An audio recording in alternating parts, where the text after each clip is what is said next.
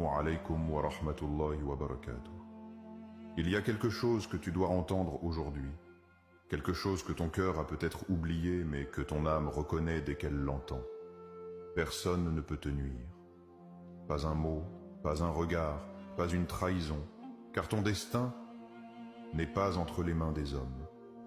Il est scellé par Allah, écrit avec une sagesse que nul ne peut effacer.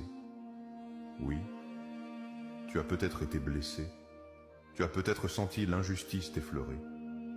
Mais ce que tu ne vois pas, c'est la main divine qui a détourné bien pire. Ce que tu ne comprends pas encore, c'est que même leur mal fait partie de ton élévation.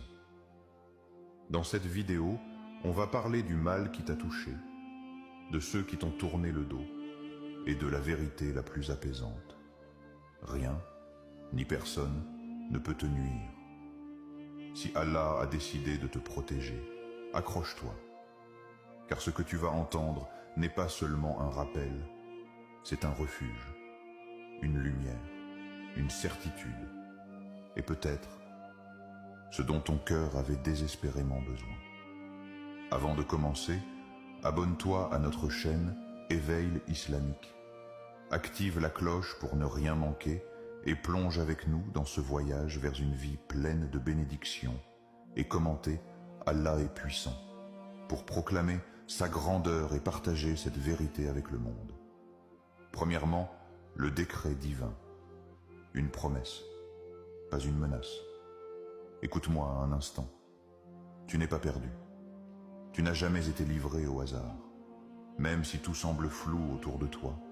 Même si tu ne comprends pas pourquoi certaines choses se ferment, pourquoi certaines personnes s'éloignent, pourquoi certaines prières restent sans réponse apparente. Rien, vraiment rien, n'est hors de contrôle. Tu respires à travers un destin déjà écrit. Et ce destin n'est pas un piège, ni une punition. C'est une preuve d'amour de ton Créateur. Tu vois, Al-Qadar, ce n'est pas une chaîne. Ce n'est pas une condamnation à subir. C'est une enveloppe de sagesse, tissée par celui qui sait ce que ton cœur ignore, ce que ton regard ne peut encore atteindre. C'est comme si Allah te disait « Je t'ai vu pleurer pour quelque chose que je voulais t'épargner. » Oui, parfois tu pleures devant une porte fermée. Tu tapes, tu insistes, tu pries avec intensité, mais elle ne s'ouvre pas. Tu crois que c'est une punition, mais c'est peut-être une préservation. Tu ne sais pas ce qui se cache derrière.